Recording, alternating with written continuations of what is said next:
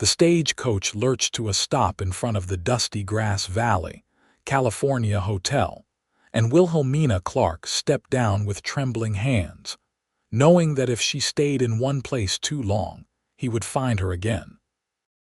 It was late summer in 1878, and the California heat pressed down on the small mining town like a heavy blanket. Wilhelmina pulled her worn shawl tighter around her shoulders despite the warmth, a habit born from 3 years of trying to make herself smaller, less visible, less of a target.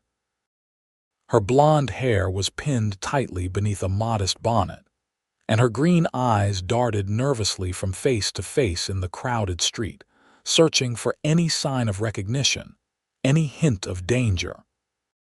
She had been running for 6 weeks now, ever since that night in Sacramento, when she had finally gathered the courage to slip out of the house while her husband drank himself into his usual stupor.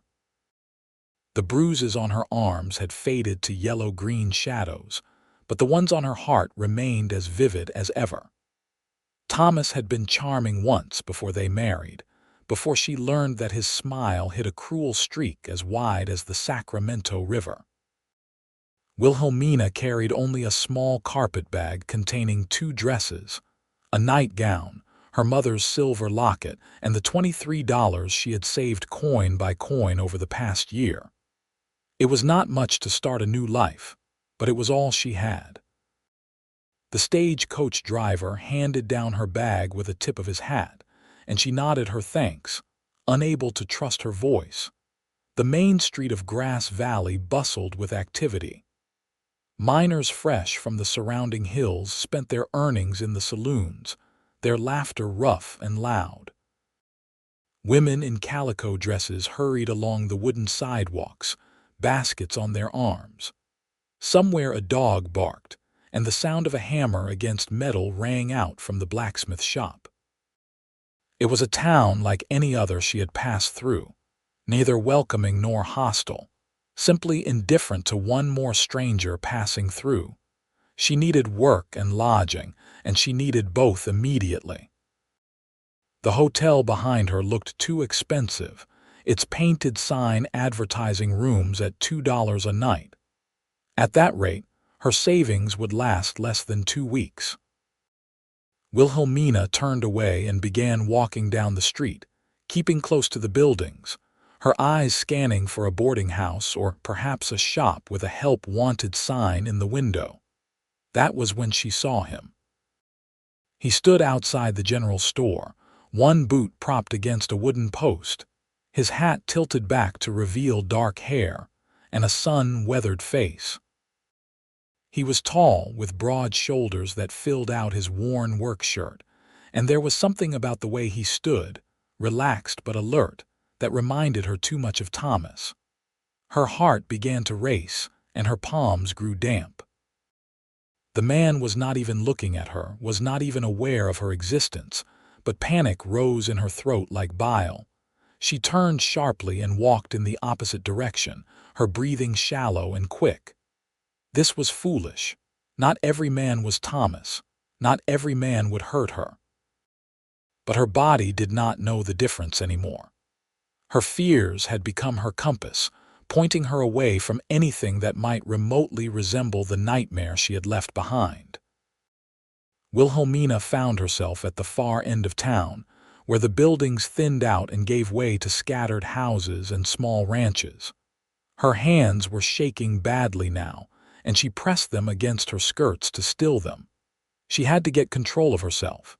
She could not run forever. Eventually, she would run out of money, out of places to hide, out of strength. A small white church stood at the edge of town, its steeple modest but well-maintained. Beside it was a tidy house with a sign that read Boarding House Mrs. Eleanor Worth, Proprietress. Wilhelmina approached the door and knocked, her knuckles barely making a sound against the wood. She knocked again, harder this time. The door opened to reveal a woman in her 50s with steel gray hair pulled back in a neat bun.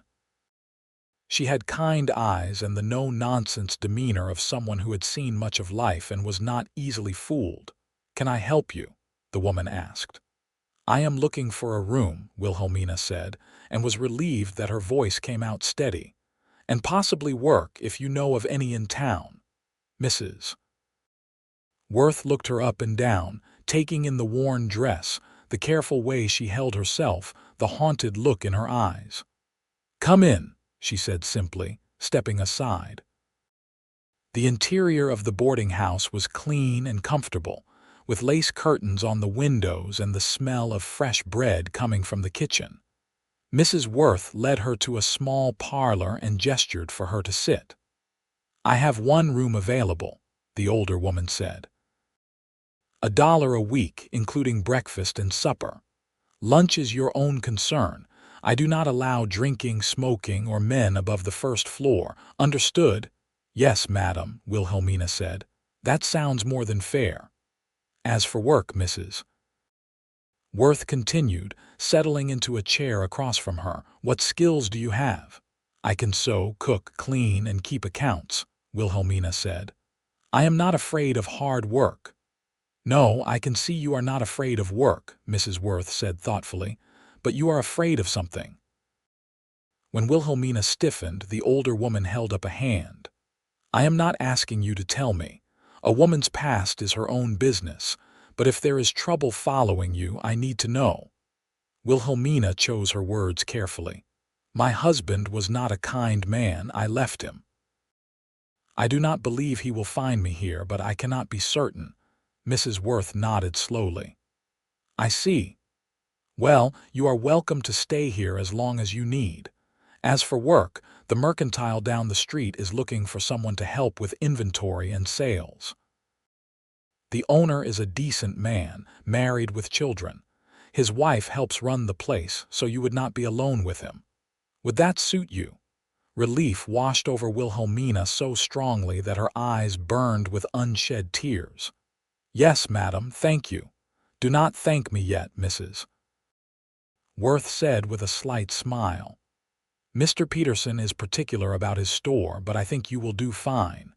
Come, let me show you your room and then we will get you settled. Supper is at 6. The room was small but clean, with a narrow bed, a washstand, and a window that looked out over the church garden. It was more than Wilhelmina had hoped for. She set her carpetbag on the bed and sat down carefully, feeling the first tiny loosening of the knot of fear in her chest. It was not safety, not yet, but it was a start. The next morning, Mrs. Worth took her to meet the Petersons at their mercantile. The store was well stocked with everything from canned goods to fabric to mining equipment. Mr. Peterson was a portly man with spectacles and a nervous habit of adjusting them every few minutes. His wife, Sarah, was a plump woman with a ready smile and flour on her apron. Mrs. Worth speaks highly of you, Mr. Peterson said, looking Wilhelmina over carefully. We need someone organized and honest. The inventory has gotten away from us with the mining boom. More people means more business, which is good, but we cannot keep track of what we have and what we need. I can help with that, Wilhelmina said. I kept the household accounts for my family. It was not quite a lie. She had kept Thomas's accounts until he decided she was keeping too close a watch on his spending at the saloons. Can you start today? Sarah Peterson asked. I know it is sudden, but we truly are overwhelmed. I can start right now if you need me to, Wilhelmina said. They hired her at $5 a week, which was fair wages for a woman in 1878. Combined with her room and board, it would allow her to save a little money, to build a cushion against disaster.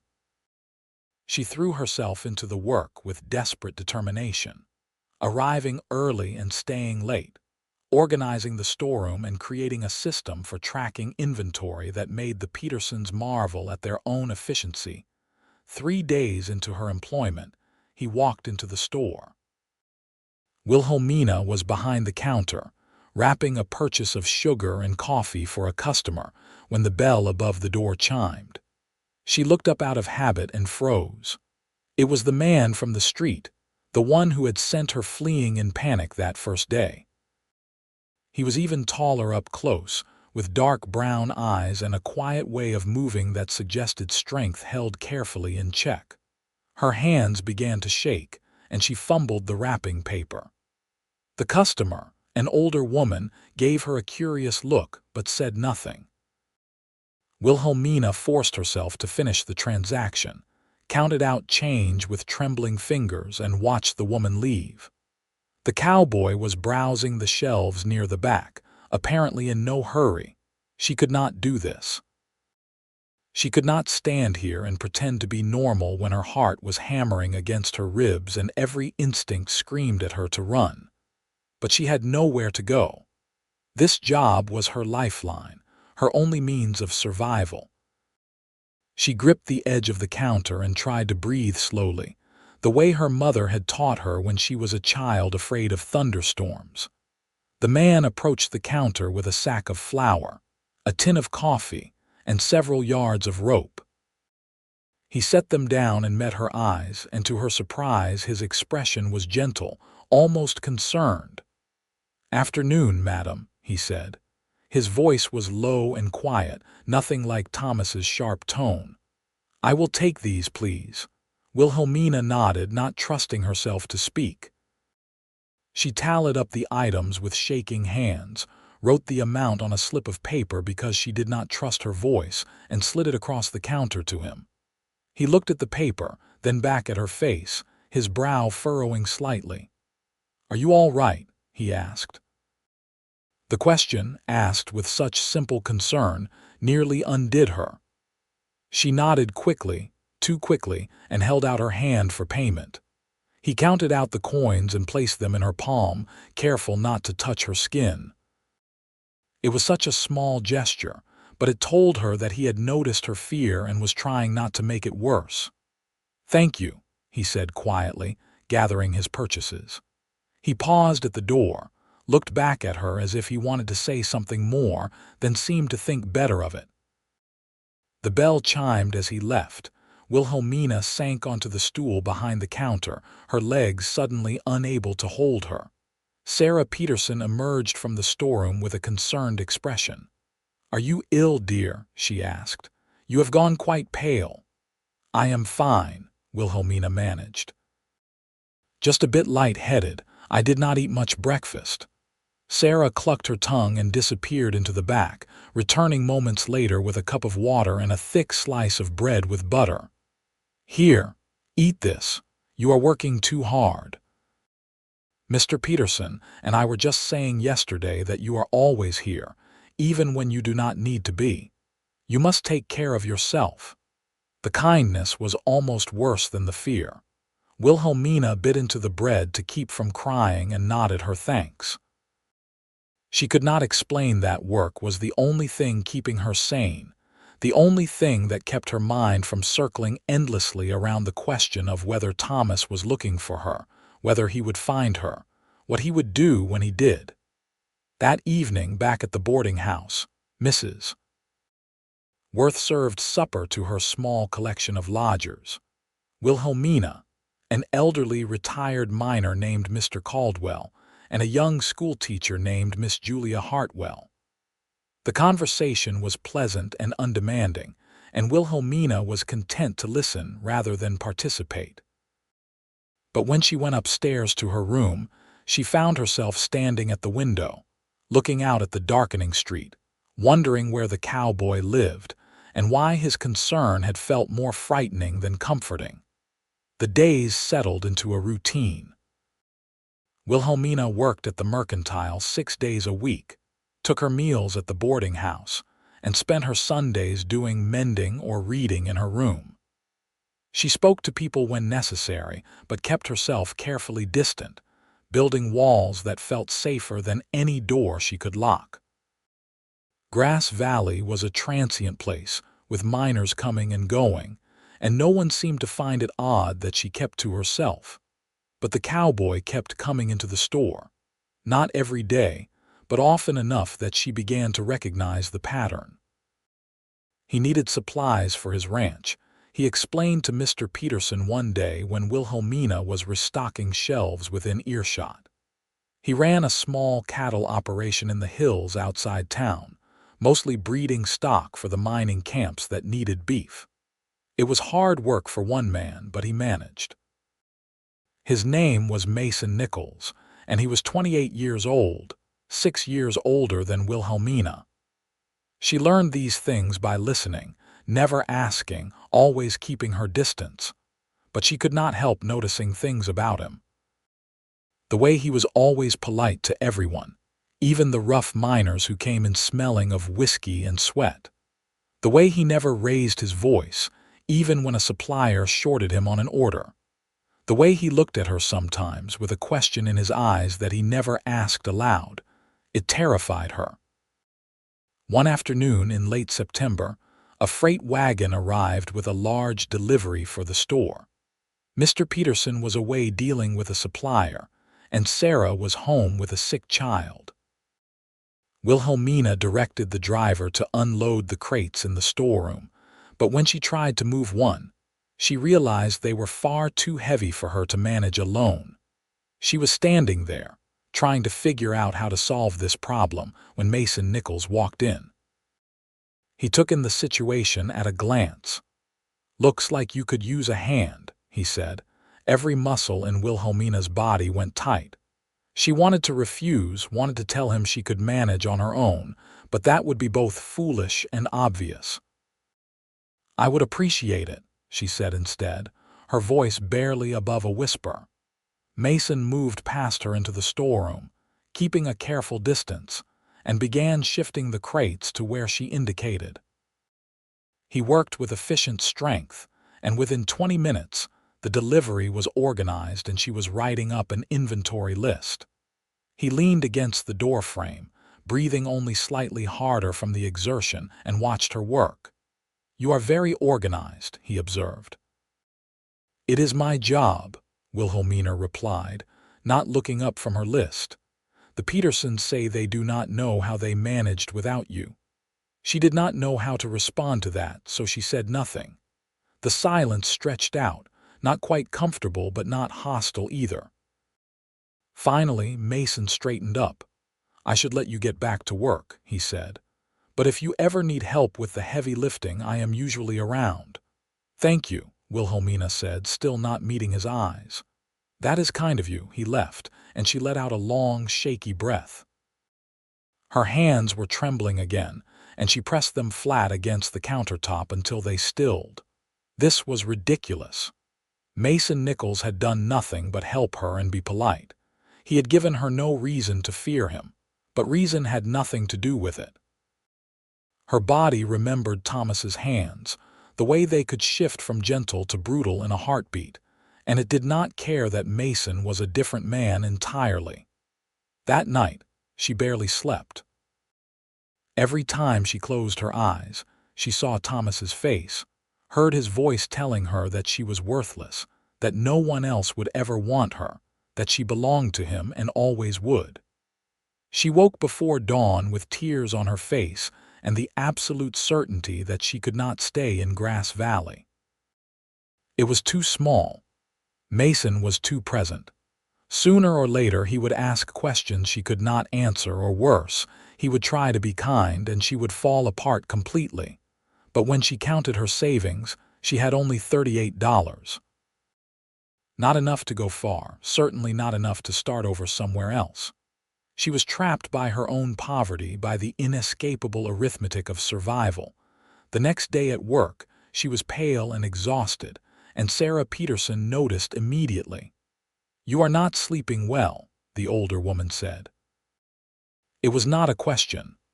"Bad dreams," Wilhelmina admitted. Sarah's expression softened. "I do not know what you have been through, my dear, and I will not pry. But you are safe here. Mr. Peterson and I will see to that, and if you ever need to talk, I am a good listener." The offer was genuine, and Wilhelmina knew it. But talking meant remembering, and remembering meant reliving, and she could not bear to do that. "Thank you," she said softly. "I will remember that." October arrived with cooler weather, and the first hints of autumn color in the trees on the surrounding hills. The mining town's pace slowed slightly as winter approached, though the mercantile stayed busy.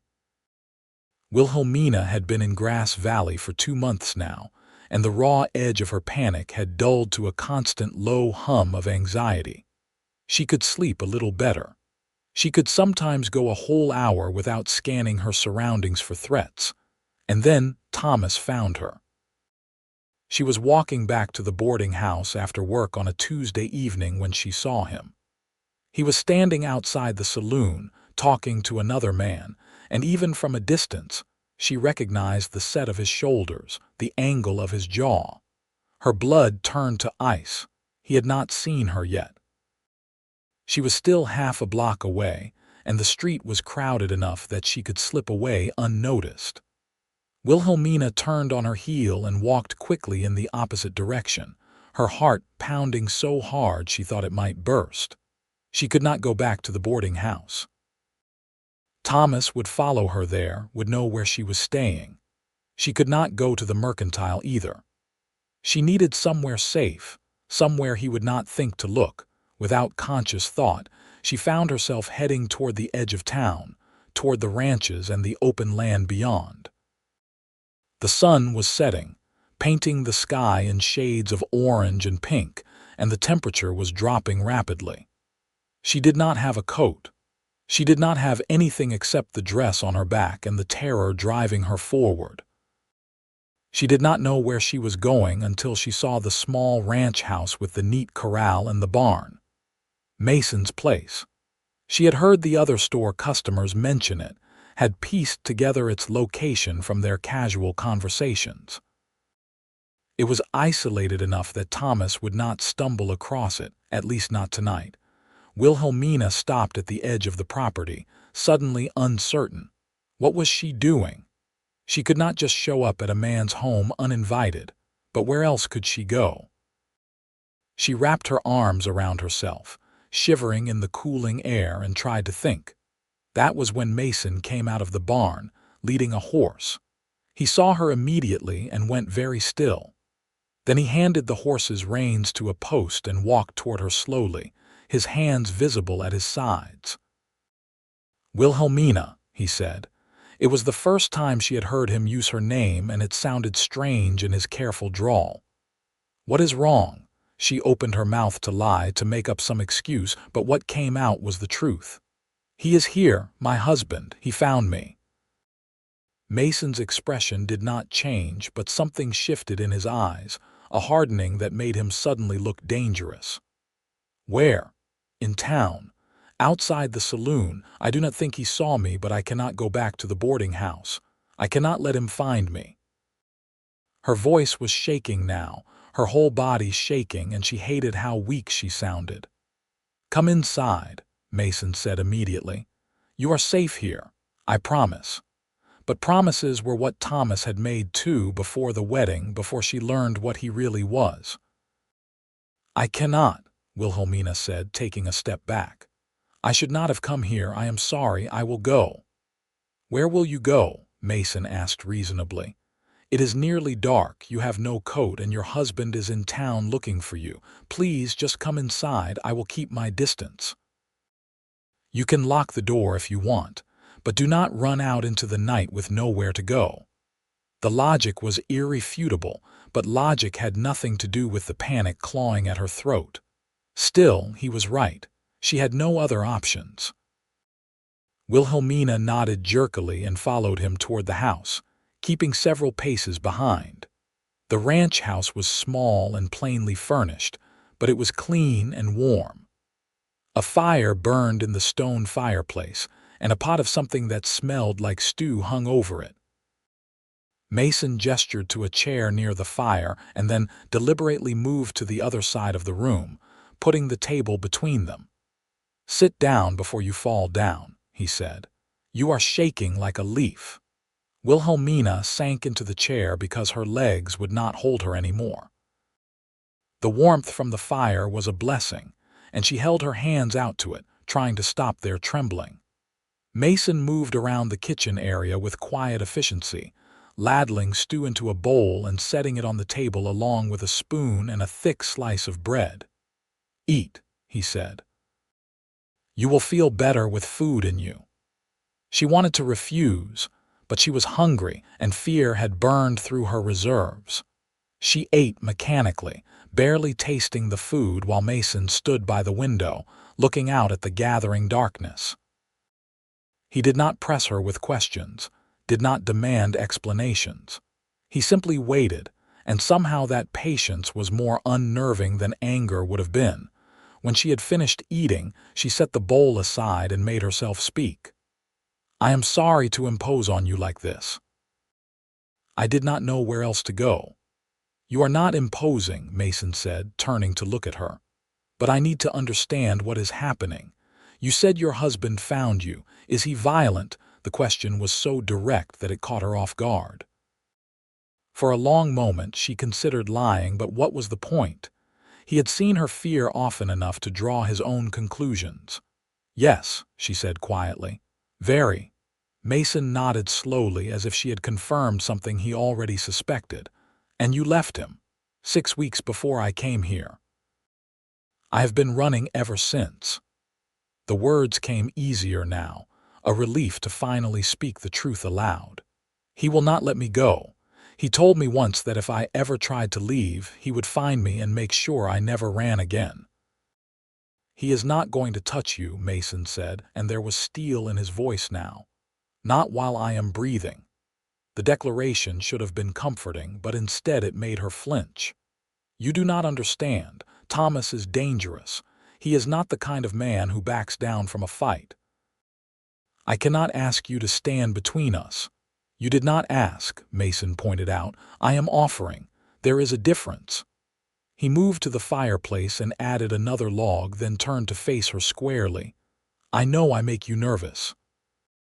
I have seen the way you look at me, like you are waiting for me to turn into something terrible. I am guessing your husband started out seeming like a good man before he showed you who he really was, and now you do not trust your own judgment anymore." His perceptiveness was startling and painful.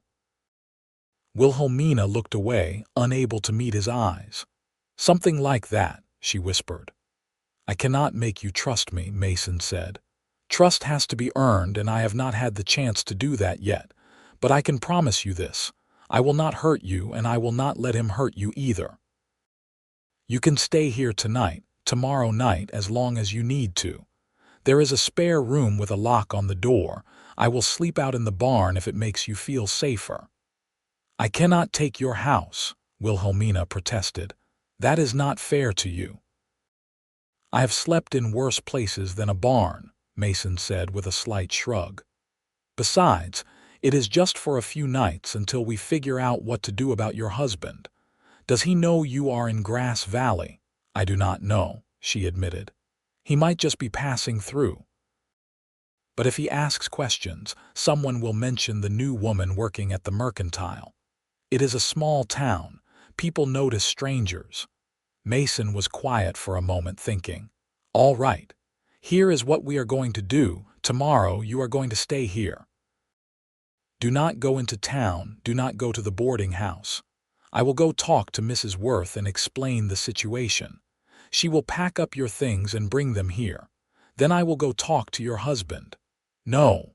The word came out sharp and loud, surprising both of them. "You cannot confront him. He will hurt you." "He can try," Mason said, and there was no bravado in his tone, just a simple statement of fact. "I am not a violent man by nature, Wilhelmina, but I grew up hard and I know how to handle myself. If talking works, I will talk. If it does not, then I will make it clear that he needs to move on." She wanted to argue, wanted to make him understand that Thomas was not like other men, that he did not follow the normal rules of decency and restraint. But she was so tired, and the warmth of the fire and the solid presence of this quiet cowboy made her feel something she had not felt in years, the possibility of safety. "All right," she said finally, "but please be careful." "I will," Mason promised. He showed her to the spare room, which was small and simply furnished with a bed, a chair, and a dresser. True to his word, there was a lock on the inside of the door. There is water in the pitcher if you need to wash up. I will be in the barn if you need anything. Just call out." After he left, Wilhelmina locked the door and sat on the edge of the bed, listening to the sounds of him moving around the house, then the sound of the front door closing. She went to the window and watched him cross the yard to the barn, carrying a blanket and a pillow. He really was going to sleep out there in the cold just to make her feel safe. For the first time since she had left Sacramento, Wilhelmina allowed herself to cry. Not the silent tears she had shed alone in her boarding house room, but deep, wrenching sobs that came from somewhere far inside her. She cried for the girl she had been before Thomas, the one who believed in love and happy endings. She cried for the 3 years she had lost to fear and pain. And she cried because a stranger had shown her more kindness in one evening than her own husband had shown her in their entire marriage. Eventually, exhausted, she lay down on the bed without undressing and fell into a deep, dreamless sleep. She woke to sunlight streaming through the window and the smell of coffee and bacon. For a moment, she was disoriented, and then memory rushed back. She was at Mason's ranch. Thomas was in town. Everything was still wrong, but somehow it felt less hopeless than it had the night before. Wilhelmina washed her face and hands in the cold water from the pitcher, smoothed down her wrinkled dress as best she could, and unlocked the door. Mason was at the stove cooking breakfast. He looked tired, as if he had not slept well in the barn, but he greeted her with a quiet good morning and gestured to the table. "Sit. Breakfast will be ready in a minute." She sat, feeling awkward and uncertain. "You did not have to cook for me." "I was cooking anyway," he said, dividing eggs and bacon between 2 plates. "Besides, you need your strength." He set a plate in front of her along with a cup of coffee and took his own seat across the table. "How did you sleep?" "Better than I have in weeks," she admitted. "Thank you for letting me stay." "You do not have to keep thanking me," Mason said. "I meant what I said last night. You are safe here." He paused, then added, "I am going into town this morning to talk to Mrs. Worth and to see if I can find your husband. Do you have a recent description of him?" Wilhelmina described Thomas as best she could. Tall, dark-haired, with a scar on his left hand from a knife fight and a tendency to wear expensive clothes even when they did not suit the surroundings. "He carries himself like he owns every room he walks into," she added. "You will notice him." Mason nodded. "Stay inside today. Do not answer the door unless you know it is me. There is food in the pantry and books on the shelf if you need something to occupy your time. I will be back before dark." After he left, the house felt too quiet. Wilhelmina washed the breakfast dishes, tidied the already tidy kitchen, and then stood in the middle of the room, feeling useless. She was not accustomed to being idle, to having nothing to do but wait. Finally, she found a needle and thread in a basket near the fireplace and began mending a pile of Mason's shirts that clearly needed attention. It was something to do with her hands, a way to be useful, and it helped calm the constant hum of anxiety in her chest. Hours passed slowly. She mended, she paced, she looked out the window at the empty landscape. Once she thought she heard hoofbeats and her heart leapt into her throat, but it was only a deer passing through the yard. By mid-afternoon, she was seriously considering walking into town herself, just to know what was happening. But she had promised Mason she would stay, and she was trying to learn to keep her promises. He returned just as the sun was beginning to set, riding in on a sturdy bay horse. Wilhelmina met him at the door, unable to hide her anxiety. "Did you find him?" she asked.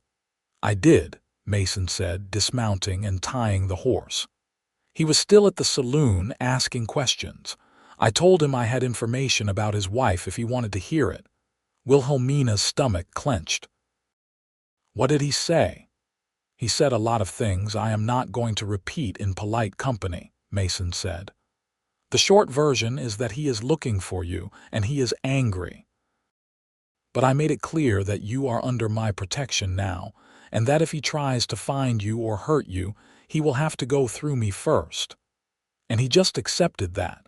She could not keep the skepticism out of her voice. Not exactly, Mason admitted. He rolled up his sleeve to reveal fresh bruises on his forearm. He took a swing at me. I did not let him get a second one. Oh God, Wilhelmina breathed. Did you hurt him? Nothing permanent, Mason said, but I made my point. Then the sheriff showed up, because apparently someone heard the commotion and went to fetch him. I explained the situation, and the sheriff told your husband that domestic disputes have a way of sorting themselves out in the West, and that if a woman does not want to go home with her husband, no law requires her to. He strongly suggested that Thomas move along before there was more trouble. And did he move along? Wilhelmina could hardly dare to hope. He left town on the afternoon stage, Mason said. The sheriff watched him board it himself. That does not mean he will not come back, but at least for now you are safe. The relief was so overwhelming that Wilhelmina's knees went weak. She sat down hard in the nearest chair, her hand pressed to her chest. Thank you, she managed. I do not know how to thank you. Mason knelt down beside her chair, careful to keep some distance between them. You do not owe me anything, he said seriously. I am not doing this because I expect something in return. I am doing it because it is the right thing to do. But Wilhelmina had heard those words before. Thomas had said similar things when they were courting, and she had believed him then too. Her fears whispered that this was all a trap, that Mason was just a more patient predator, that eventually he would demand payment for his kindness. As if reading her thoughts, Mason said quietly, I can see you do not believe me. That is all right. You do not have to. But I want you to know that you can stay here as long as you need to. Mrs. Worth packed your things. They are in the wagon. I will bring them in and you can have the spare room for as long as you want it. No conditions, no expectations. Why are you doing this? The question burst out of her before she could stop it. You do not know me. I am just some woman who works at the mercantile. Why do you care what happens to me? Mason was quiet for a long moment, and when he spoke, his voice was measured and thoughtful. Because I know what it is like to feel helpless. My mother was in a situation similar to yours when I was young. My father drank, and when he drank, he used his fists. She could not leave because she had 3 children and no money and nowhere to go. She stayed until he died, and by then, she was so worn down that she followed him within a year. He met Wilhelmina's eyes, and she saw old pain there, carefully controlled. I was 15 when she passed. I swore then that if I ever had the chance to help someone in her position, I would. So that is why I am doing this. Not because I want something from you, but because I could not help her, and maybe I can help you. The honesty in his words cut through her defenses like a knife. She wanted to believe him, desperately wanted to trust that he meant what he said. But 3 years of living with Thomas had taught her that men could lie with their whole hearts and never show a flicker of guilt. I do not know how to trust you, she said finally, the admission painful. I want to, but I do not know how anymore. Then do not, Mason said simply. Not yet. Just stay, and let me prove to you over time that I mean what I say. You can keep the lock on your door. You can keep your distance. I will not push you or rush you or ask for anything except that you give me the chance to show you that not all men are like your husband. It was the most anyone had ever asked of her, and the least all at once. Wilhelmina nodded slowly. All right, I will stay, but I need to contribute. I cannot just live here and do nothing.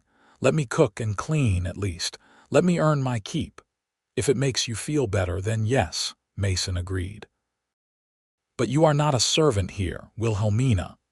You are a guest, and eventually, I hope, a friend. Friend. The word was so foreign to her experience that she did not know what to do with it. She had not had a real friend since before her marriage. Thomas had isolated her carefully, cutting her off from her family and the few friends she had made as a young wife. The idea of friendship, of a relationship built on mutual respect and trust rather than fear and obligation, was almost incomprehensible, but she wanted it. Despite everything, despite her fears and her certainty that this would all end badly, she wanted it desperately.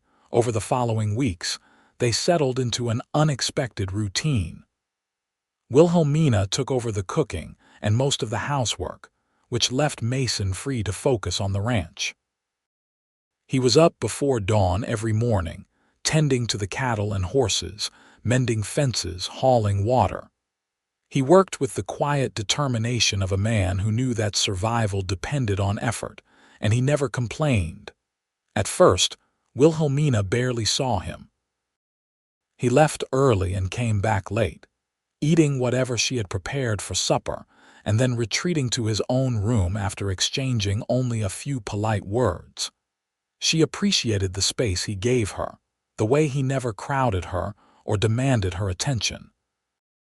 But as the days passed, she found herself curious about him. Who was this man who had taken her in without question, who asked nothing of her, who seemed content with silence and solitude? One evening, about 3 weeks after she had moved to the ranch, Mason came in from working to find a surprise waiting for him. Wilhelmina had spent the afternoon baking, and the kitchen was warm with the smell of apple pie. She had also made a roast with vegetables, the kind of substantial meal meant to refuel a hard-working man. Mason stopped in the doorway, taking in the scene with obvious surprise. "This smells incredible," he said. "You did not have to go to so much trouble." "I wanted to," Wilhelmina said, and realized it was true. Cooking for Thomas had been a source of anxiety because he always found something to criticize. But cooking for Mason was different. He appreciated everything she made, often complimenting her skill, and she found herself wanting to please him in a way that had nothing to do with fear. They ate together at the table, and for the first time, the silence between them felt comfortable rather than awkward. After supper, Mason poured himself a cup of coffee and gestured to the second chair by the fireplace. "Would you like to sit for a while?" he asked. "Or would you prefer to go to your room? Either is fine." The fact that he gave her a choice that he did not assume or demand made her decision easier. "I will sit for a while," she said. They sat by the fire, not talking much, just sharing the quiet. Wilhelmina found herself watching him from the corner of her eye, noticing things she had been too afraid to see before. The way his hands, scarred and calloused from hard work, were gentle when he handled his coffee cup. The way he stared into the fire with a thoughtful expression, as if he were working through some problem in his mind. The way he never made any move toward her, never tried to close the distance between their chairs. "Can I ask you something?" she said finally. "Of course." "Why do you live out here alone? Have you never wanted to marry, to have a family?" Mason considered the question carefully. "I wanted those things when I was younger," he said. "But ranching is hard work, and not many women want this kind of life. I was engaged once, about 5 years ago, to a girl from Sacramento, but she visited the ranch and realized she could not be happy here. Too isolated, too rough. She broke it off, and I could not blame her. This is not an easy life." "But you love it," Wilhelmina observed. "The ranch, I mean." "I can see it in the way you care for everything." "I do," Mason admitted. "It is mine, built with my own hands and my own sweat. It may not be much, but it is honest work and it is mine. That matters to me." "I understand that," Wilhelmina said softly. "The feeling of having something that is yours, that no one can take away." He looked at her then, really looked at her, and she saw understanding in his eyes. You have not had much that was truly yours, have you? No, she said. Thomas made sure of that. Everything I owned became his the day we married. Even my mother's locket. He tried to sell it once when he needed drinking money. I hid it after that, kept it with me at all times. You still have it. Wilhelmina reached into her pocket and pulled out the small silver locket. It was worn but still beautiful, with an intricate engraving of flowers on the front. My mother gave it to me on her deathbed. She said it was to remind me that I was loved, that I came from love. I wore it on my wedding day, thinking it would bring me luck. She laughed bitterly. Some luck that turned out to be. May I see it? Mason asked. She handed it to him, watching as he examined it carefully, his large hands surprisingly delicate with the small object. He opened the locket to reveal two tiny photographs, one of a young woman who looked remarkably like Wilhelmina, and one of a stern-faced man in a military uniform. Your parents? He asked. Yes. My mother was a school teacher and my father was a soldier. He died when I was 7 and my mother raised me alone. She worked so hard to give me a good life, to make sure I had an education and opportunities. I think it would break her heart to see what I have become. What you have become, Mason said firmly, is a survivor. You had the courage to leave a man who hurt you, knowing you might have nothing and nowhere to go. You have worked hard to build a new life for yourself. Your mother would be proud of you, Wilhelmina. I am certain of it. The words hit her with unexpected force. She had not realized how much she needed to hear them until Mason spoke them aloud. Tears spilled down her cheeks before she could stop them, and she covered her face with her hands, embarrassed by her loss of control. She heard Mason stand up, heard his footsteps moving away, and thought he was leaving to give her privacy. But then he was kneeling beside her chair, holding out a clean handkerchief. He did not touch her, did not try to comfort her physically, just offered the simple gesture and waited.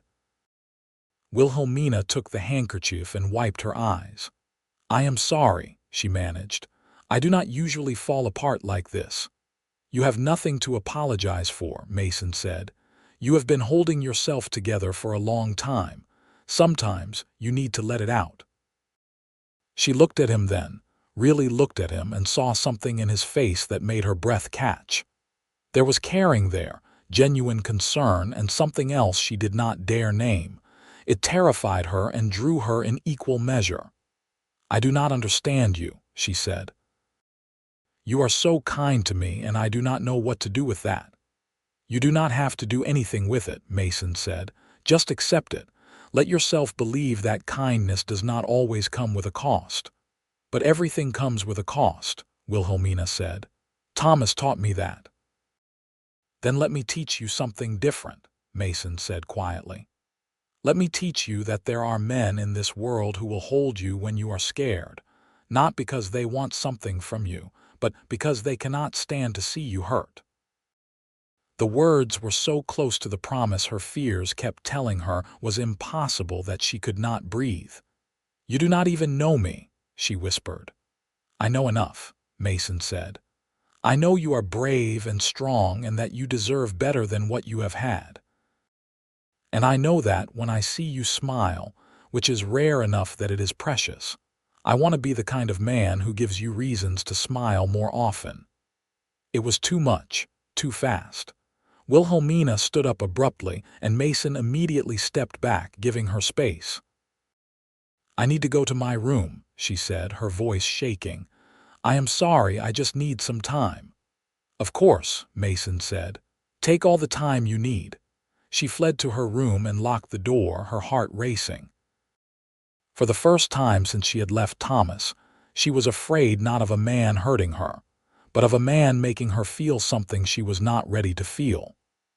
Because despite everything, despite her fears and her certainty that she could never trust again, she was beginning to care about Mason Nichols. And that was the most terrifying thing of all. The next morning she almost could not face him. But she had never been a coward, even in her worst moments with Thomas, so she forced herself to get up, get dressed, and go make breakfast. Mason was already in the kitchen when she emerged, and he greeted her with the same quiet good morning he always did, as if nothing had happened the night before. They fell back into their routine, but something had shifted between them. Wilhelmina found herself watching Mason more openly, no longer afraid to be caught looking. She noticed how patient he was with the animals, how he talked softly to the horses, and handled even the most stubborn cattle with calm persistence. She noticed how he always made sure there was firewood stacked by the house so she would not have to carry it far, how he fixed the loose step on the porch without being asked, how he brought back extra supplies from town so she would have everything she needed for her baking. Small kindnesses, offered without expectation. It was a language of care she had almost forgotten existed. November arrived with colder weather and occasional rain.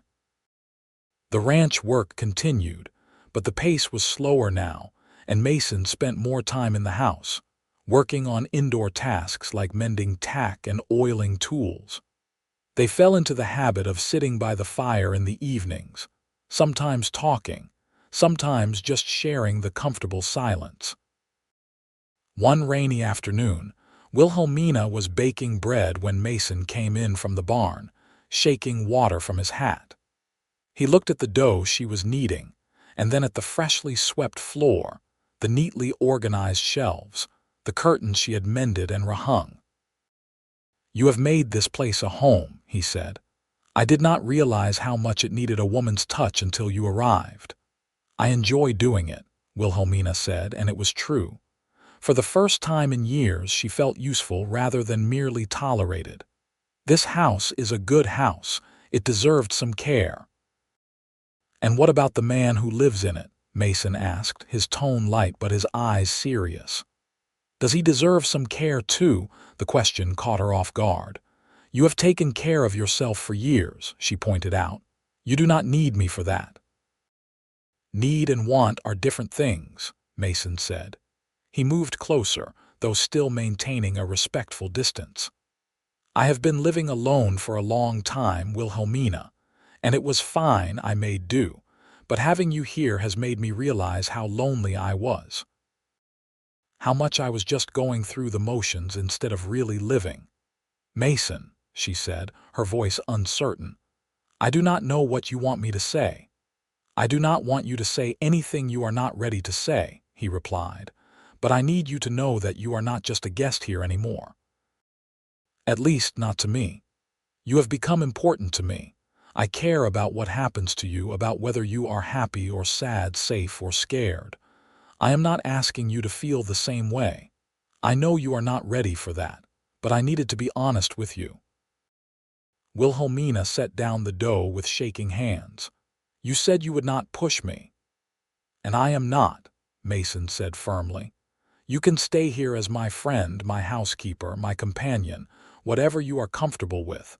Nothing has to change between us just because I have feelings for you." "But I could not keep pretending I did not feel anything when the truth is that I think about you constantly, worry about you, want you to be happy more than I want almost anything else." "Why?" The question was almost a plea. "Why would you care so much about someone as broken as me?" "You are not broken," Mason said, and there was steel in his voice now. "You are hurt. There is a difference. Hurt can heal. And you are one of the strongest people I have ever met, Wilhelmina. You survived something that would have destroyed a lesser person. You left when it would have been easier to stay. You built a new life from nothing. That is not broken. That is extraordinary." She wanted to believe him, desperately wanted to believe that she was not the worthless creature Thomas had told her she was. But years of abuse had carved those beliefs deep into her soul. "I am afraid," she whispered. "I am afraid of caring about you.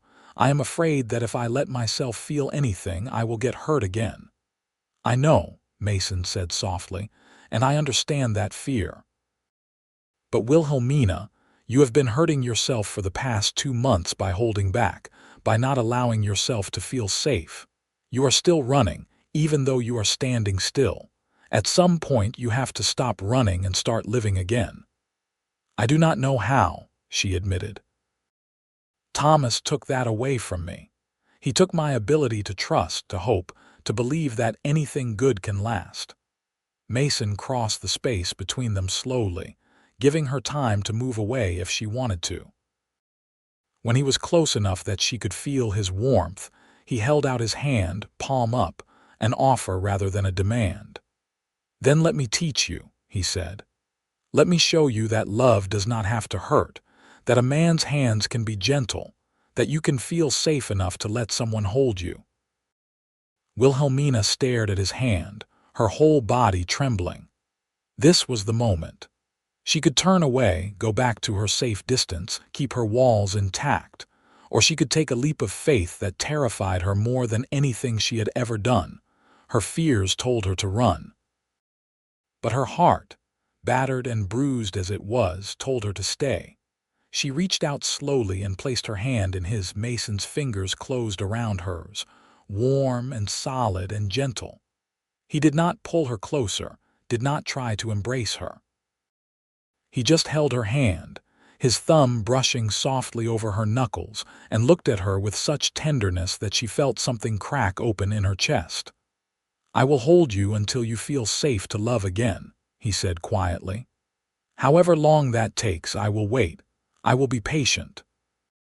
I will prove to you every single day that I am not him, that I will never be him. And when you are ready, if you are ever ready, I will still be here." Tears streamed down Wilhelmina's face, but for the first time in years, they were not tears of pain or fear. They were tears of relief, of hope, of the beginning of healing. She took a step closer to Mason, then another, until she was standing right in front of him. He opened his arms slowly, a question, and she answered by leaning into him. His embrace was careful, his arms encircling her without crushing, holding her close without trapping her. She could feel his heart beating steady and strong beneath her ear, could feel the rise and fall of his breathing. He smelled of rain and hay and something indefinably him, clean and honest. "You are safe," he murmured into her hair. "I have got you. You are safe." And for the first time since Thomas had shattered her world, Wilhelmina believed it. They stood there for a long time, Wilhelmina gradually relaxing into Mason's hold as her body slowly learned that this was different, that this man would not hurt her. When she finally stepped back, she felt lighter somehow, as if a weight she had been carrying had been eased. "Thank you," she said softly. "For what? For being patient, for being kind, for giving me the chance to learn how to trust again." Mason smiled, and it transformed his serious face into something warm and approachable. "You do not have to thank me for treating you the way you deserve to be treated. That should be the standard, not the exception." "Maybe it should be," Wilhelmina agreed, "but it has not been my experience, so I am grateful anyway." The rain continued throughout the afternoon, and they spent the time in companionable quiet, Mason working on repairing a harness while Wilhelmina finished her baking. But there was a difference now, an easiness between them that had not existed before. She had taken the first step toward trusting him, and though it scared her, it also felt right in a way that nothing had felt right in years. As the weeks passed and winter settled over the California hills, Wilhelmina's confidence slowly grew.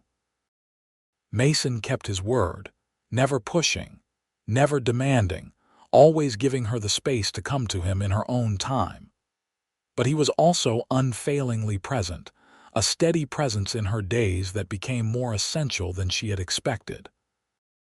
They began taking walks together in the evenings when the weather permitted, Mason pointing out features of the ranch, telling her stories about how he had built it from nothing.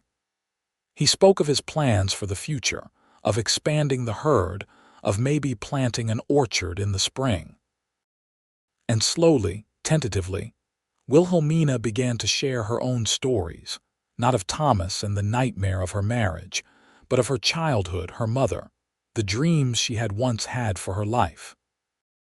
"I wanted to be a teacher like my mother," she told him one evening as they walked along the fence line, watching the sunset paint the sky in shades of orange and gold. "I loved books and learning, and I thought I could make a difference in children's lives the way my mother did. But then I met Thomas, and he did not want a wife who worked. He wanted someone to manage his house and be decorative at parties, so I gave up that dream." "It is not too late," Mason said. "Grass Valley needs a good teacher. The current schoolmaster is getting old and wants to retire. You could apply for the position." Wilhelmina shook her head. "I have been out of teaching for too long. And besides, who would hire a woman who ran away from her husband? The scandal alone would disqualify me." "You did not run away," Mason said firmly. "You left an abusive situation. There is a difference, and anyone who would judge you for that is not worth your concern." He stopped walking and turned to face her. "Do not let Thomas take your dreams away from you, Wilhelmina. He took enough. Do not give him your future too." The fierce protectiveness in his voice made her heart skip. "You really believe I could do it?" "I believe you can do anything you set your mind to," Mason said. "You are one of the most capable people I have ever met, and if you want to teach, then you should teach." The idea took root in her mind, growing slowly like a seed. Maybe he was right. Maybe it was not too late to reclaim some of what she had lost. But for now, she was content to focus on the present, on the life she was building here on this small ranch with this patient, kind man who was slowly teaching her heart how to trust again. December brought the first snow, a light dusting that covered the hills in white and made the ranch look like something from a storybook. Wilhelmina stood at the window, watching the flakes fall, and felt a peace she had not known in years. Behind her, Mason was preparing supper, whistling softly to himself. It was such a domestic scene, so normal and comfortable that it made her ache with how much she wanted this to last. "What are you thinking about?" Mason asked, coming to stand beside her. "How different this is from last Christmas," she said. "Last year I was in Sacramento, miserable and afraid, thinking there was no way out. And now I am here in this beautiful place with you. It feels like a dream." "It is not a dream," Mason said. "It is real, and you deserve it." She turned to look at him, this man who had given her so much without asking for anything in return. He was watching her with that same careful tenderness, and she felt her walls crumble a little more. "Mason," she said softly, "can I ask you something? Anything? Do you still have feelings for me, the way you said you did?" His expression grew serious. "Yes," he said simply. "I do, more than ever if I am being honest, but I meant what I said. I will wait as long as you need." "What if I am ready to stop waiting?" The words came out in a rush before she could second-guess them. "What if I told you that I have feelings for you too and that I am tired of being afraid all the time?" Mason went very still. "Are you sure?" he asked carefully. "I do not want you to feel pressured or rushed." "I am sure," Wilhelmina said, and she was surprised to realize it was true. "I am still scared, and I probably will be for a while, but I am more scared of living my whole life afraid to take a chance on something good. You have shown me more kindness and respect in 4 months than Thomas showed me in 3 years. You have never once raised your voice to me, never once made me feel small or worthless. You have made me feel safe, and that is something I did not think I would ever feel again." "Wilhelmina," Mason said, his voice rough with emotion, "I do not have the words to tell you what that means to me." "Then do not use words," she said, taking his hand. "Just show me." He cupped her face in his hands, his touch gentle as always, and leaned down slowly, giving her every chance to pull away.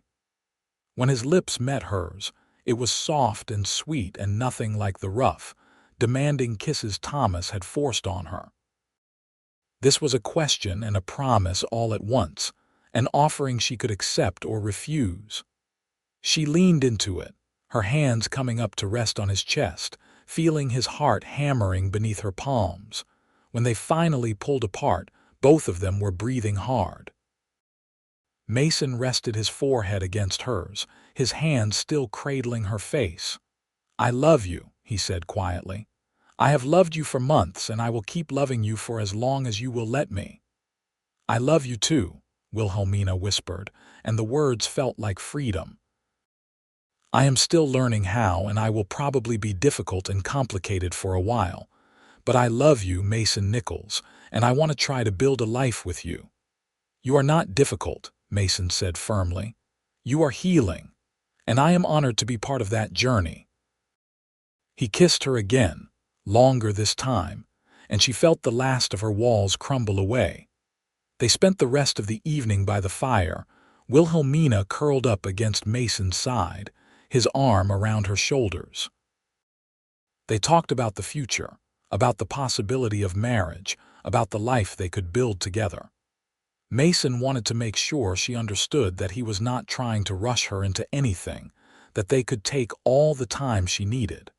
But Wilhelmina found that she did not want to wait. She had wasted 3 years of her life in fear and misery. She did not want to waste another day. "I want to marry you," she said suddenly. "Not right away, but soon. I want to be your wife, to build this ranch with you, to have a real marriage instead of the mockery I had before." Mason tightened his arm around her. "Are you certain? Marriage is a serious commitment, and I want you to be absolutely sure." "I am sure," Wilhelmina said.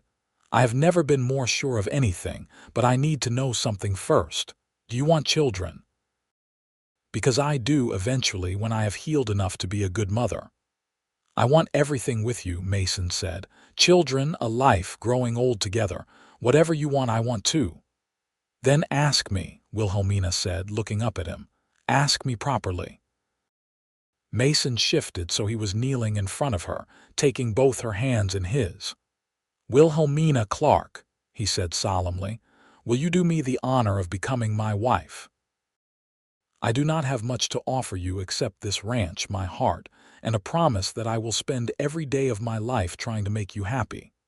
But if you will have me, I swear I will be the best husband I know how to be." "Yes," Wilhelmina said, tears streaming down her face again. "Yes, I will marry you." They married 3 weeks later in the small white church at the edge of Grass Valley. It was a simple ceremony with only a handful of witnesses, Mrs. Worth, the Petersons, and a few of Mason's friends from town. Wilhelmina wore a new dress of soft blue fabric that Sarah Peterson had helped her make, and she carried a small bouquet of winter greens. When the preacher pronounced them husband and wife, Mason kissed her with such tenderness that several of the women in attendance wiped away tears. The reception was held at the boarding house, with Mrs. Worth providing an abundant feast and the Petersons contributing a beautiful cake. It was nothing like Wilhelmina's first wedding, which had been a large, ostentatious affair designed to show off Thomas's wealth and connections. This was simple and heartfelt, surrounded by people who genuinely cared about them, and it felt infinitely more real. As they rode back to the ranch in Mason's wagon, the winter sun setting behind the hills, Wilhelmina felt a profound sense of peace. She was married again, but this time to a man who saw her as an equal, who valued her opinions and her dreams. This time, she was choosing love freely, without fear or coercion. That night, Mason carried her over the threshold of their home, and she laughed with genuine joy at the old-fashioned gesture. He set her down gently and looked at her with such love that it made her breath catch. "Are you happy?" he asked. "I am more than happy," Wilhelmina said. "I am home." Their first night as husband and wife was everything Wilhelmina had hoped for, and nothing like her experiences with Thomas. Mason was patient and gentle, attentive to her needs and her fears, never pushing her beyond what she was comfortable with. He held her afterward, stroking her hair and murmuring words of love and reassurance, and she fell asleep feeling safer than she had ever felt in her life. The winter passed in a haze of contentment. They worked the ranch together, Wilhelmina learning the rhythms of cattle ranching and discovering that she enjoyed the hard physical work. Mason taught her to ride properly, to mend fences, to recognize when an animal was sick or injured. She taught him to appreciate the little comforts she brought to their home, the flowers she arranged in the spring, the curtains she sewed, the garden she planned to plant. They had their difficult moments, of course. Sometimes Wilhelmina would wake from nightmares, crying out for help, and Mason would hold her until the fear passed. Sometimes a raised voice or a sudden movement would make her flinch, and they would have to stop and breathe through the panic together. But Mason never got frustrated or impatient. He simply reminded her that healing was not linear, that setbacks were normal, and that he would be there for every step of the journey. In the spring of 1879, Wilhelmina realized she was pregnant. The discovery brought a mix of joy and fear. She wanted this child desperately, wanted to be a mother, but she also worried that her past trauma would somehow damage her baby. Mason, as always, was reassuring and supportive. "You are going to be an amazing mother," he told her, his hand resting gently on her still flat stomach. "This child is lucky to have you." "How do you know?" Wilhelmina asked. "What if I am as broken as I sometimes feel? What if I cannot do this?" "You are not broken," Mason said for what felt like the 100th time, but his patience never wavered. "You are strong and kind and brave. You are going to teach our child all those things, and I am going to be right beside you every step of the way." The pregnancy was not easy. Wilhelmina was sick for the first few months, and the physical changes to her body sometimes triggered memories of her time with Thomas, who had never wanted children and had made it clear that any pregnancy would be her burden alone. But Mason was nothing like that. He was attentive and caring, taking over more of the ranch work so she could rest, bringing her tea and crackers when she was nauseous, reading to her in the evenings to keep her mind off her discomfort. As her belly grew, so did Wilhelmina's confidence. She began to believe that maybe, just maybe, she could do this. She could be a good mother. She could give her child the kind of loving home she had experienced as a little girl before her father died. In November of 1879, their son was born. The labor was long and difficult, and there were moments when Wilhelmina was certain she could not endure it. But Mason stayed with her the entire time, holding her hand, wiping her face with a cool cloth, encouraging her when she wanted to give up. And when the baby finally arrived, squalling and red-faced and perfect, Mason wept openly. "He is beautiful," he said, cradling the tiny bundle with surprising gentleness. "He looks just like you." "He has your eyes," Wilhelmina said, exhausted but exhilarated. "What should we name him?" They had discussed names for months but had never quite settled on one. Now, looking at their son, Mason said, "What about William, after your mother's father?" Wilhelmina felt tears prick her eyes. "You remembered that story." "I remember everything you tell me," Mason said. "William it is, then." William Mason Nichols. Baby William was a good baby, sleeping well and feeding eagerly. Wilhelmina threw herself into motherhood with the same determination she had brought to everything else, and she discovered that she was, in fact, good at it. Mason was an involved father, changing diapers and walking the floor with William when he fussed, taking turns with the night feedings so Wilhelmina could rest. They were a team in this as they were in everything else. As William grew from a baby into a toddler, Wilhelmina began to think about her old dream of teaching. The schoolmaster in Grass Valley had indeed retired, and the town was desperate for a replacement. Mrs. Worth mentioned it casually one day when Wilhelmina brought William to visit, and the seed Mason had planted months earlier began to sprout. "I would have to be away from the ranch during the day," Wilhelmina said to Mason that evening. "And I do not know if I could manage teaching and running the household and caring for William." "We would make it work," Mason said immediately. "I can help more with William and the housework, and you would be close enough to come home for lunch if you wanted." "Wilhelmina, if this is something you want to do, then you should do it. Do not let practical concerns stop you from pursuing your dreams." "But what about your dreams?" she asked. "You wanted a wife to help with the ranch, and I would be gone most of the day." "I wanted a wife to share my life with," Mason corrected. "Not a housekeeper or a ranch hand. I want you to be happy, Wilhelmina. And if teaching makes you happy, then that is what I want too." So in the fall of 1881, when William was 2 years old, Wilhelmina applied for the position of schoolteacher in Grass Valley. The town council interviewed her, and though there were a few raised eyebrows at the idea of hiring a woman with a young child, her credentials and her passion for teaching won them over. She was offered the position at a salary of $30 a month, a substantial sum for a woman in that era. Teaching again was like coming home to a part of herself she had thought lost forever.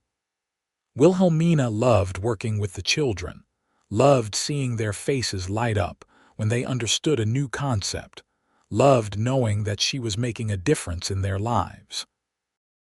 It was exhausting, balancing her work with caring for William and maintaining the household, but Mason was true to his word. He took on more of the cooking and cleaning, and he was always there to help with William in the evenings. Their life was not perfect. They had arguments, as all couples do, usually about money or how to manage the ranch. But they learned to fight fair, to listen to each other, to compromise. And they always made up before going to bed, remembering how precious their relationship was and how hard they had both worked to build it. In the spring of 1883, Wilhelmina discovered she was pregnant again. This time, the news brought only joy. She knew what to expect now, and she was confident in her ability to handle it. Their daughter was born in December, a tiny, dark-haired beauty they named Margaret after Wilhelmina's mother. Margaret was a fussier baby than William had been, but Wilhelmina handled it with the patience and competence she had developed over the past few years. Mason was, if anything, even more smitten with his daughter than he had been with his son, and Wilhelmina often found him sitting in the rocking chair with Margaret asleep on his chest, a look of absolute contentment on his face. "You are a wonderful father," she told him one evening, watching him cradle their daughter. "I had a good teacher," Mason said, smiling at her. "You showed me what real love looks like. I am just trying to pass that on to our children." By the time William started school in 1885, the Nichols family was well established in Grass Valley. Mason's ranch had grown into a profitable operation, supplying beef to the mining camps and the town. Wilhelmina was respected as one of the best teachers in the region, beloved by her students and their parents alike. They had built a good life together, rooted in mutual respect, trust, and love. One evening in the summer of 1886, they sat on the porch watching William and Margaret play in the yard. William, now nearly 7, was teaching his 4-year-old sister to catch a ball, and their laughter filled the air. Wilhelmina leaned against Mason's shoulder, feeling the solid warmth of him, and marveled at how far she had come. "You ever think about Thomas?" Mason asked quietly. It was the first time he had mentioned her first husband in years. "Sometimes," Wilhelmina admitted. "I heard through Mrs. Worth that he remarried a few years ago to some wealthy widow in San Francisco. I hope he treats her better than he treated me, but I suspect he does not." She paused, then added, "But I do not think about him the way I used to. He does not have power over me anymore. He is just a bad memory, fading more every year." "Good," Mason said. "He does not deserve to take up space in your mind." He pulled her closer, kissing the top of her head. "You know, I have been thinking. The ranch is doing well enough that we could afford to hire some help. Maybe a hand or two to take on some of the heavier work. What would you think about that?" "I think that sounds wonderful," Wilhelmina said. "Are you trying to make life easier for yourself or for me?" "Both," Mason said honestly. "We are not getting any younger, and I would like to spend less time working and more time with you and the children. Maybe we could even take a trip somewhere, just the four of us. Show the children more of California." "I would love that," Wilhelmina said. The idea of traveling without fear, of exploring the world with her family, was still novel enough to feel like a luxury. "Maybe next summer when school is out." "Next summer it is," Mason agreed. As the sun set over the California hills, painting the sky in brilliant shades of red and gold, Wilhelmina thought about the journey that had brought her to this moment. She had run from fear and pain, had been certain that love was something that could only hurt her. But Mason had shown her something different. He had held her when she was too afraid to stand on her own, had been patient when she needed time, had loved her without conditions or demands. He had taught her that love did not have to hurt, that a man could be strong without being cruel, protective without being possessive, that safety and love could exist together, could in fact strengthen each other. "What are you thinking about?" Mason asked, and she realized she had been quiet for several minutes. "I am thinking about how lucky I am," Wilhelmina said. "How different my life could have been if I had never found the courage to leave Thomas, or if I had never met you." "I am the lucky one," Mason said. "You brought life to this place, Wilhelmina. Before you came, I was just existing, going through the motions. But you made me want more. You made me want to be better." "We made each other better," Wilhelmina said. "That is what love is supposed to do." They sat in comfortable silence, watching their children play, watching the stars begin to appear in the darkening sky. And Wilhelmina felt a profound gratitude for the second chance she had been given, for the cowboy who had promised to hold her until she felt safe to love again, and who had kept that promise every single day since. The years continued to pass in a rhythm of contentment. William grew into a serious, thoughtful boy who loved books as much as his mother did. Margaret was more adventurous, preferring to follow her father around the ranch and learn the business from him. In 1888, when Wilhelmina was 33, they welcomed their third child, another son they named James. He was a happy, easy-going baby who seemed to bring sunshine wherever he went. The ranch prospered, allowing them to expand and build a larger house with separate bedrooms for the children, and a proper study where Wilhelmina could prepare her lessons and grade papers. Mason hired 2 ranch hands, good men who were reliable and respectful, and the extra help made life significantly easier. Wilhelmina continued teaching, taking a few months off when James was born, but then returning to the school with renewed enthusiasm. She loved her work, loved seeing her own children grow up in the same classroom where she taught other people's children. It gave her a sense of purpose beyond her family, a way to contribute to the community that had welcomed her all those years ago. But her greatest joy was still the quiet moments with Mason. The early mornings when they would sit together with their coffee, watching the sun rise over the hills. The evenings after the children were in bed when they would sit by the fire and talk about their days, their dreams, their memories. The nights when they would lie in each other's arms, speaking words of love and reassurance, reaffirming the commitment they had made to each other. In 1890, tragedy struck the town when a mining accident killed several men, leaving their families destitute. Wilhelmina organized a fundraising effort through the school, and Mason donated beef from the ranch to help feed the affected families. They opened their home to one of the widows and her 3 children until she could get back on her feet, and the experience of helping others deepened their own sense of gratitude for what they had. "We have been so fortunate," Wilhelmina said one evening after the widow and her children had moved into their own place. "We have each other, healthy children, a good home.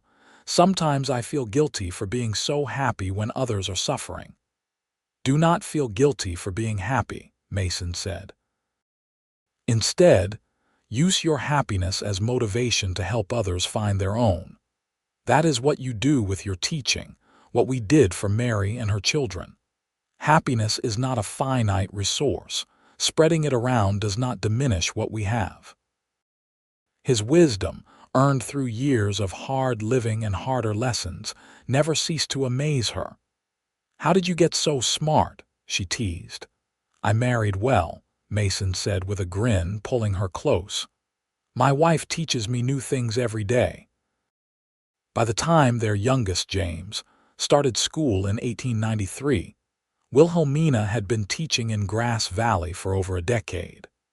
She was known throughout the region as an exceptional educator, and several of her former students had gone on to become teachers themselves, inspired by her example. The school board had raised her salary multiple times, recognizing her value to the community. Mason, now 43, was still strong and capable, but he had begun to talk about the future, about what would happen when he was too old to manage the ranch. William, now 14, showed some interest in ranching but also talked about going to college to study law. Margaret, 11, was adamant that she wanted to be a rancher like her father, much to Wilhelmina's amusement and Mason's pride. "We will let them find their own paths," Mason said when Wilhelmina worried about the future of the ranch. "If William does not want it, maybe Margaret will take it over, or maybe we will sell it when we are older and move into town. The important thing is that we have given them options, shown them that they can be anything they want to be." "You are right," Wilhelmina said. "I just want them to be happy and safe." "They will be," Mason assured her, "because they have something we did not have when we were young. They have parents who love them unconditionally, who support their dreams, who show them every day what a healthy, loving relationship looks like. That is the greatest gift we can give them." In the spring of 1895, Wilhelmina received an unexpected letter. It was from a lawyer in San Francisco, informing her that Thomas had died of a heart attack at the age of 52. As his legal wife, the letter explained, she might have a claim to his estate, but it went on to note that he had remarried, and his current widow was contesting any such claims. Wilhelmina read the letter twice, then handed it to Mason without a word. He read it carefully, then looked at her with concern. "How do you feel about this?" "I do not feel anything," Wilhelmina said, surprised by her own honesty. "I mean, I am sorry for anyone who has to die like that, I suppose. But he has been out of my life for so long that he feels like a stranger. As for the estate, I do not want anything from him. That part of my life is over." "Are you sure?" Mason asked. "If there is money owed to you, you have a right to it." "I am sure," Wilhelmina said firmly. "I have everything I need right here. Thomas gave me nothing but pain, and I do not want to take anything from him now, even if I am legally entitled to it. Let his current wife have it all. Maybe she needs it more than I do." Mason pulled her into his arms, holding her close. "I am proud of you," he murmured. "You have truly moved on, truly healed. That takes strength." "I had help," Wilhelmina said, looking up at him. "I had you holding me until I felt safe enough to love again. You kept your promise, Mason. Every single day for 17 years, You have kept your promise." "It was not a hard promise to keep," Mason said. "Loving you is the easiest thing I have ever done." They burned the letter in the fireplace that evening, watching Thomas's final claim on Wilhelmina's life turn to ash.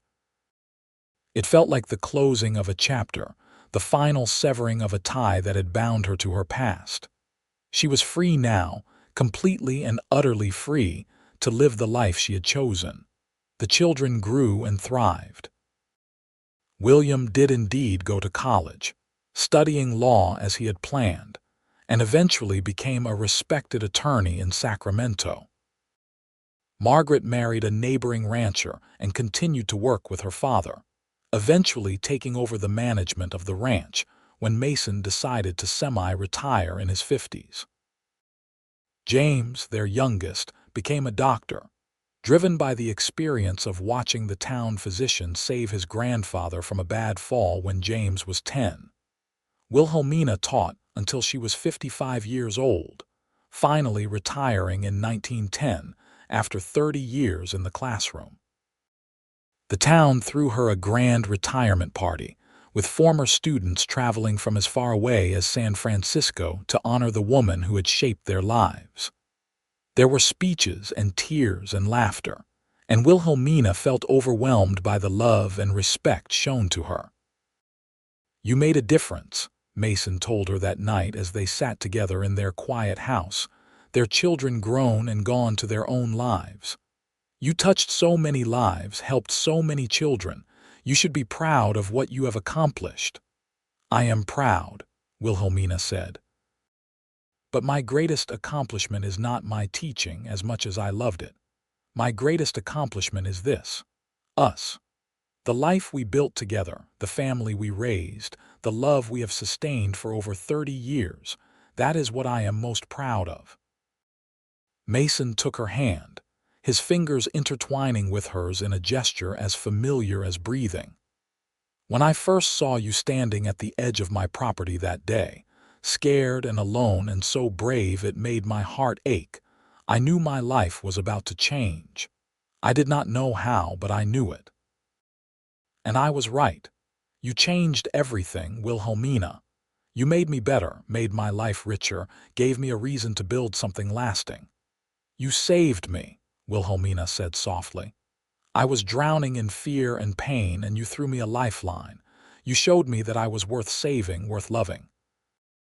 You held me when I could not stand on my own, and you waited patiently while I learned to walk again. I could not have done any of this without you." "We saved each other," Mason said. "That is what real love does. It does not rescue or fix or complete. It supports and strengthens and encourages. We have been partners in every sense of the word, and I would not change a single moment of our journey together." They sat in the gathering darkness, two people who had found each other against all odds, who had built a life rooted in trust and respect and genuine affection. The fears that had once told Wilhelmina to run had been proven wrong. The cowboy who had promised to hold her until she felt safe to love again had kept his word, and in doing so had given her the greatest gift of all: the freedom to be herself, fully and completely, without fear or reservation. As the years continued to pass, they grew old together gracefully. Mason's dark hair turned silver, and Wilhelmina's blonde locks faded to white. They moved more slowly, their bodies marked by decades of hard work and good living, but their love never diminished, never faded. If anything, it grew deeper with time, seasoned by years of shared experiences, tempered by challenges overcome together, enriched by the family they had built and the community they had served. They were blessed with grandchildren, and later great-grandchildren, and their home became a gathering place for family celebrations and holiday meals. Wilhelmina loved being a grandmother, loved watching Mason play with the little ones with the same patience and gentleness he had shown their own children. She saw in those interactions the same man who had held her so carefully that first night at the ranch, who had given her the time and space to heal, who had proven through actions rather than words that he would never hurt her. In the fall of 1920, as they celebrated their 39th wedding anniversary, Wilhelmina and Mason sat on the porch of their ranch house, watching the sunset paint the California hills in shades of gold and crimson. They were in their mid-60s now, still healthy but aware of their mortality in a way they had not been when they were younger. "Do you have any regrets?" Wilhelmina asked, a question she had never dared to voice before. Mason thought for a long moment, then shook his head. "No, not a single one. My life has been exactly what I wanted it to be. I have loved deeply and been loved in return. I have raised good children who have become fine adults. I have built something with my own hands that will outlast me, and I have spent every day of the past 42 years loving you. How could I possibly regret any of that?" "I have one regret," Wilhelmina said quietly. Mason looked at her with surprise and concern, and she smiled. "I regret that I wasted 3 years of my life with Thomas, 3 years when I could have been looking for you. But then, I think that maybe those 3 years made me appreciate what we have even more. Maybe I had to live through that darkness to fully appreciate the light you brought into my life. I like to think we found each other exactly when we were supposed to," Mason said. "Not a moment too soon or too late, but at the perfect time. You needed to be ready to receive love, and I needed to be mature enough to offer it properly. Everything happened as it should have." They sat in comfortable silence as the stars began to appear in the darkening sky. Somewhere in the distance, a coyote howled, and the cattle lowed softly in response. These were the sounds of home, the soundtrack to a life well lived, and Wilhelmina felt a profound contentment settle over her. "Thank you," she said suddenly, turning to Mason, "for everything. For finding me when I was lost, for loving me when I could not love myself, for holding me until I felt safe to love again. You gave me back my life, Mason. You gave me a future when I thought I had none. I can never repay that debt." "There is no debt," Mason said firmly. "Love is not a transaction, Wilhelmina. It is a gift, freely given and freely received. You have given me as much as I have given you. You have made my house a home, my life an adventure, my days full of purpose and joy. We are even, my love. We have always been even." As the night deepened around them, they held hands and watched the stars.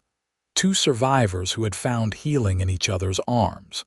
Two souls who had built a love story out of pain and fear, and the determination to create something better. Their story was not a fairy tale, with easy solutions and instant transformations.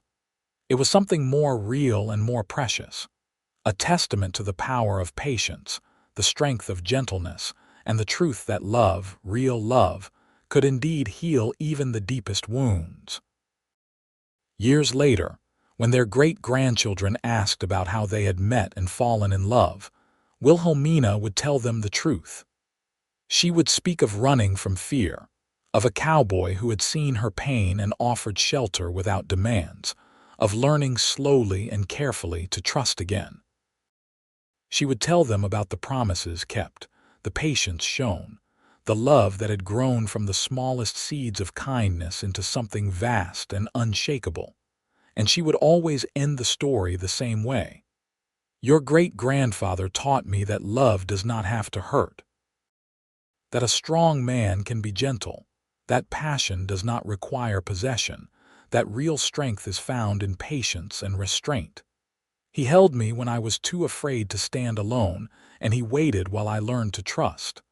That is what real love looks like, children. Not the dramatic gestures or grand declarations, but the daily choice to be kind, to be patient, to put someone else's needs alongside your own. Remember that, and you will find happiness in your own lives." Mason passed away peacefully in the spring of 1925, surrounded by his family with Wilhelmina holding his hand.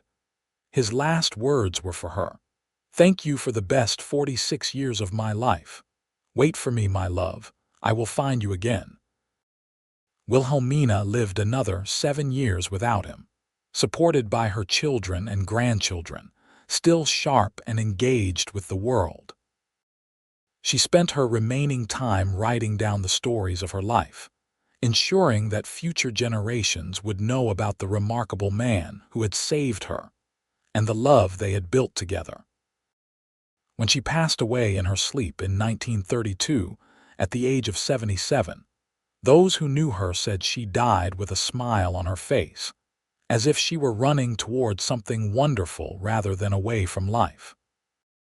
They buried her beside Mason on the hill overlooking the ranch they had built together, under the vast California sky they had loved. Their headstone was simple but profound. Wilhelmina and Mason Nichols. She ran from fear. He taught her to run toward love.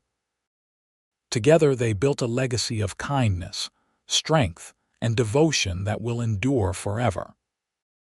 And their story did endure, passed down through generations of the family they had created, a reminder that even the deepest wounds could heal, that fear could be overcome, and that love, offered patiently and without conditions, had the power to transform lives. It was a story about second chances, about the courage it takes to trust again after betrayal, about the strength found in gentleness, and the healing power of a promise kept. Most of all, it was a story about a woman whose fears told her to run, and a cowboy who said he would hold her until she felt safe to love again, and who kept that promise every single day of their long and beautiful life together. It was a story of the American West, but also a story that transcended time and place, speaking to the universal human need for safety, for respect, for love that heals rather than harms. Their descendants would go on to do great things, carrying forward the values Mason and Wilhelmina had instilled in them. Integrity, compassion, strength tempered with gentleness, and the unshakable belief that love should build people up rather than tear them down. The ranch itself remained in the family for over a century, a testament to what two people could create when they worked together with mutual respect and shared purpose. And sometimes, on quiet evenings when the sun set over those same California hills, people claimed they could still feel the presence of that long-ago couple, still see the shadow of a tall cowboy holding hands with a brave woman as they watched the stars come out together. It was probably just imagination, the romantic notion that true love never really dies.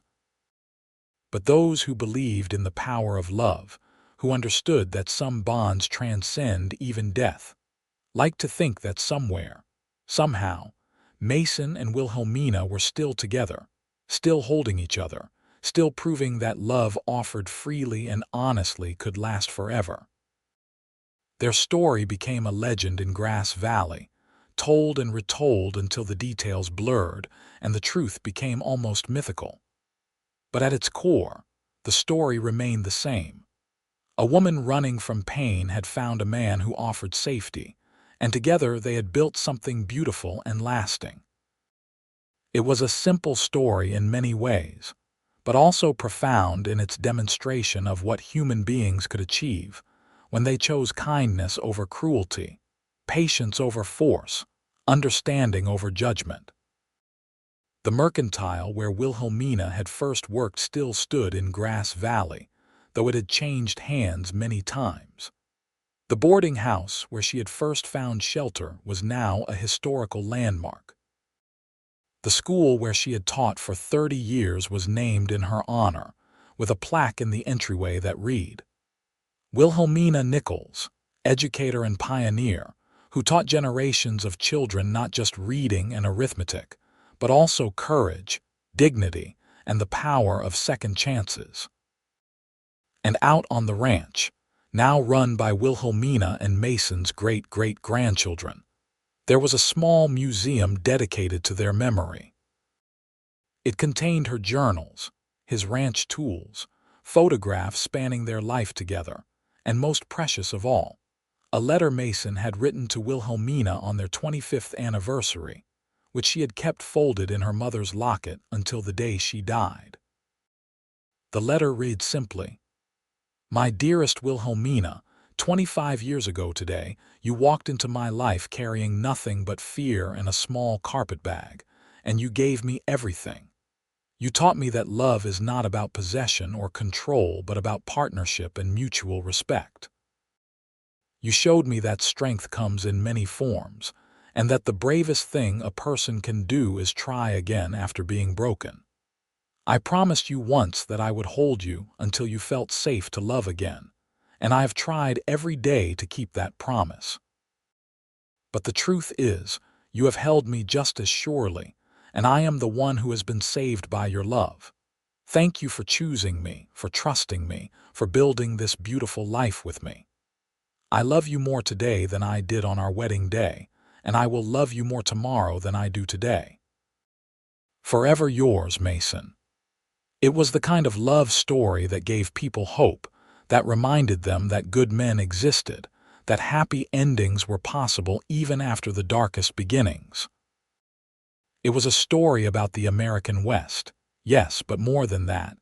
It was a story about the resilience of the human spirit, the transformative power of kindness, and the truth that love, real love, could overcome even the deepest wounds. And so the story of Wilhelmina Clarke, who ran from fear, and Mason Nichols, the cowboy who taught her to love again, became part of the fabric of Grass Valley's history, a shining example of what could happen when two broken people found each other and chose to build something whole. Their legacy was not just in the children they raised or the ranch they built, but in the lesson they taught everyone who knew their story, that it is never too late for a second chance, that healing is always possible, and that love, offered patiently and honestly, could indeed conquer all. Their love story concluded not with a dramatic flourish, but with the quiet contentment of lives well lived, promises kept, and a devotion that lasted from that first frightened encounter until their final breaths and beyond. It was, in the end, exactly the kind of love story both of them had needed. Real, honest, challenging at times, but ultimately unshakable and true.